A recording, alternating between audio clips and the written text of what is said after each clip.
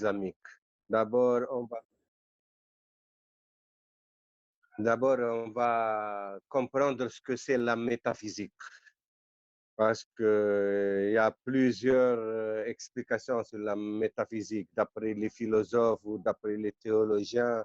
Donc, il y a une divergence même sur la notion de métaphysique, le sens. Mais nous, on va aller vers les plus hautes autorités en la matière. Et bon, j'ai écrit un livre, moi, qui s'appelle La métaphysique dans le monde islamique. Donc, c'est quelques parties que je vais développer, une petite synthèse, parce qu'il y a tellement d'auteurs, il y a tellement de savants qui ont contribué à la métaphysique islamique qu'on ne peut pas tous les citer, mais peut-être au fur et à mesure, chaque fois, on va étudier l'un d'eux principalement. Chacun d'eux mérite une mission à part. Mais on a choisi maintenant la quintessence de la métaphysique. Et pour entrer directement dans le sujet et que les gens comprennent ce que c'est la métaphysique.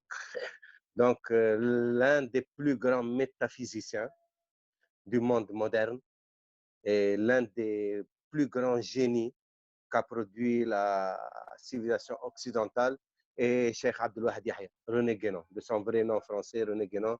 Il est devenu musulman, Cheikh Abdul-Wahid Yahya. Il est reconnu par les plus hautes autorités du monde musulman. Et à ça, beaucoup de gens maintenant qui suivent René Guénon, ils ne comprennent pas ça. Et on appelle des philosophes pour parler de René Guénon, chacun sa compréhension. Mais en vérité, c'était l'un des plus grands esprits qu'a connu le monde moderne. Et on va d'abord voir comment lui, il explique la métaphysique. C'était le plus grand métaphysicien sans contestation des derniers temps. Et donc, la métaphysique, d'après Cheikh Abdul-Wahid Yahya, René Guénon. La métaphysique est essentiellement la connaissance de l'universel, ou, si l'on veut, des principes d'ordre universel, auquel seul convient d'ailleurs proprement ce nom de principe. René Guénon précise, cependant, ne pas vouloir donner une définition précise de la métaphysique, ce qui est rigoureusement impossible en raison de cette universalité regardée comme le premier de ses caractères. Ne peut être défini que ce qui est limité, et la métaphysique est dans son essence même absolument illimitée, ce qui évidemment ne permet pas d'en enfermer la notion dans une formule plus ou moins étroite. Une définition serait d'autant plus inexacte qu'on s'efforcerait de la rendre plus précise.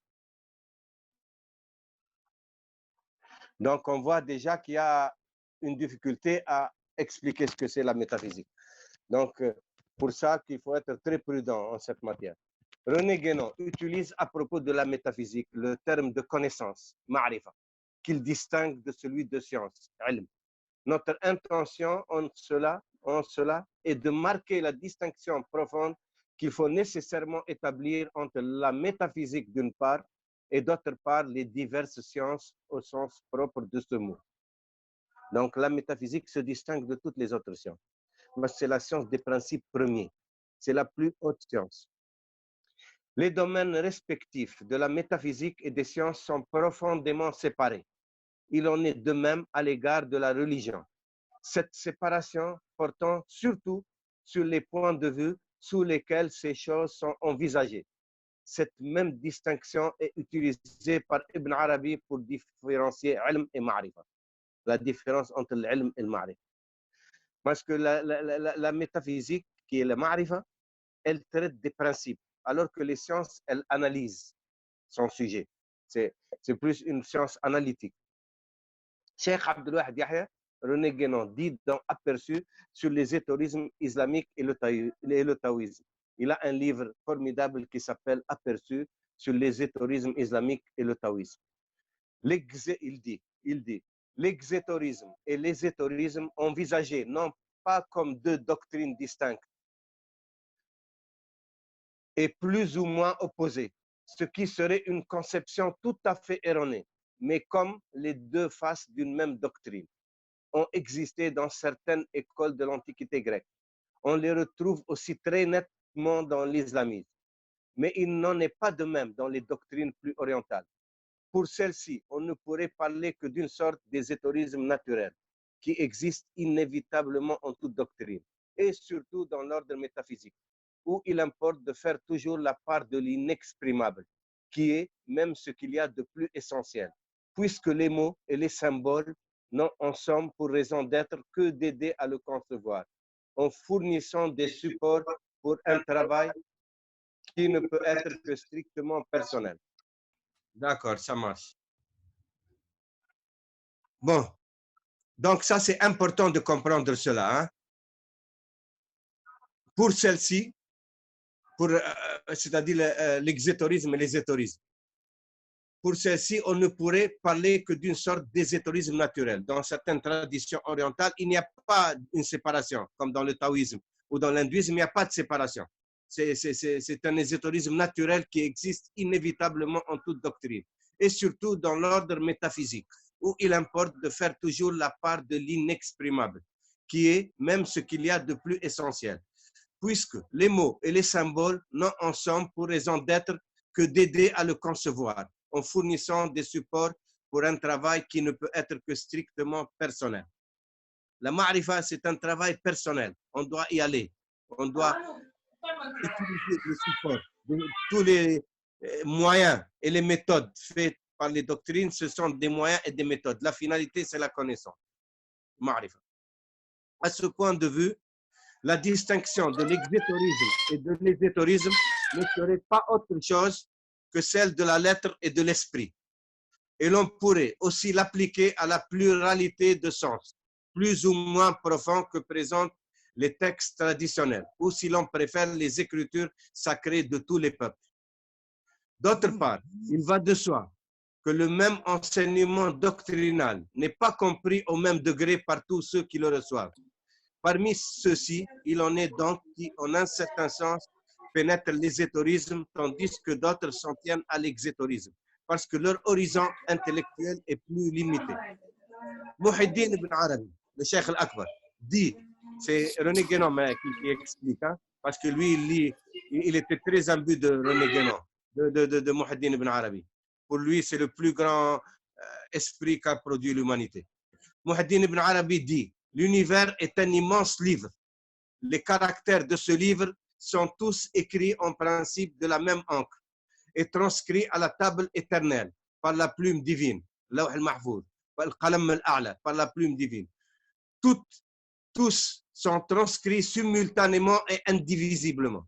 C'est pourquoi les phénomènes essentiels divins cachés dans le secret des secrets prirent le nom de lettres transcendantes. Al-Huruf al-Aliyat, il les appelle Ibn Arabi. Et ces mêmes lettres transcendantes, c'est-à-dire toutes les créatures, après avoir été condensées virtuellement dans l'omniscience divine, sont par le souffle divin descendus aux lignes inférieures et ont composé et formé l'univers manifesté. C'est-à-dire ici, il explique que tout le monde, l'univers, la création et les créatures, avant de venir à l'existence, il était déjà dans la pensée divine. C'est des idées dans la pensée divine à qui Allah a donné l'existence. Il a donné une forme, là où il existe dans le monde de la forme. Dans ce chapitre du noyau et de l'écorce, dans le chapitre du noyau et de l'écorce, c'est toujours Guénon qui explique. Il dit, ce titre, qui est un des nombreux traités de Sidi Muhyiddin ibn Arabi, exprime dans une forme symbolique les rapports de l'exétorisme et de l'ézétorisme comparés respectivement à l'enveloppe d'un fruit et à sa partie intérieure, pulpe ou amande. L'enveloppe ou l'écorce, le qashr, c'est la charia, c'est-à-dire la loi religieuse extérieure qui s'adresse à tous et qui est faite pour être suivie par tous, comme l'indique d'ailleurs le sens de grande route qui s'attache à la dérivation de son nom. Sharia, ça veut dire la grande route, la route large. Le sens de grande route qui s'attache à la dérivation de son nom. Le noyau, c'est la haqiqa, c'est-à-dire la vérité ou la réalité essentielle, qui au contraire de la charia n'est pas à la portée de tous, mais est réservée à ceux qui savent la découvrir sous les apparences et l'atteindre à travers les formes extérieures, qui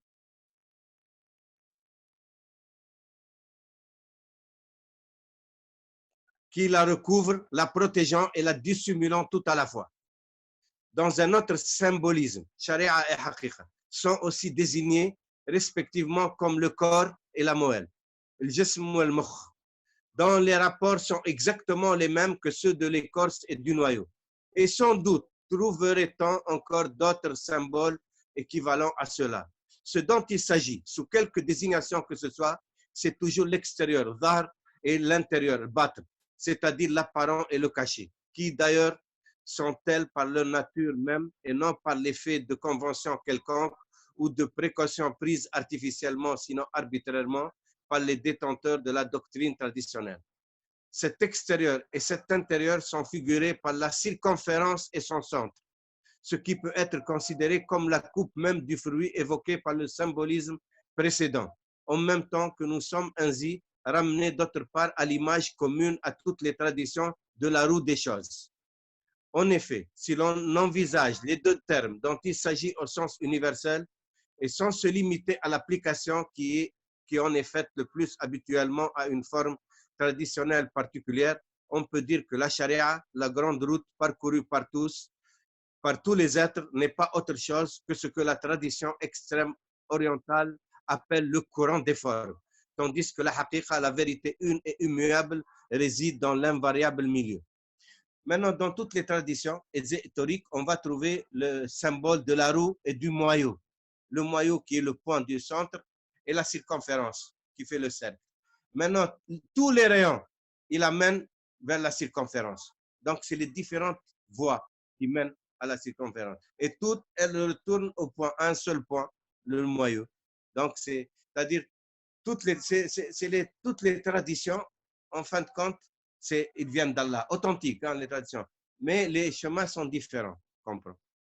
Mais ça ne veut pas dire qu'ils sont égaux, parce que la religion de l'islam a rendu caduques celles qui sont avant, surtout les lois. Mais la vérité, la haqiqa, elle reste unique, la haqiqa. Donc, c'est pour ça que quelqu'un lit les livres des hindous ou du taoïsme ou même de l'ésotérisme chrétien ou judaïque, il va trouver les mêmes choses.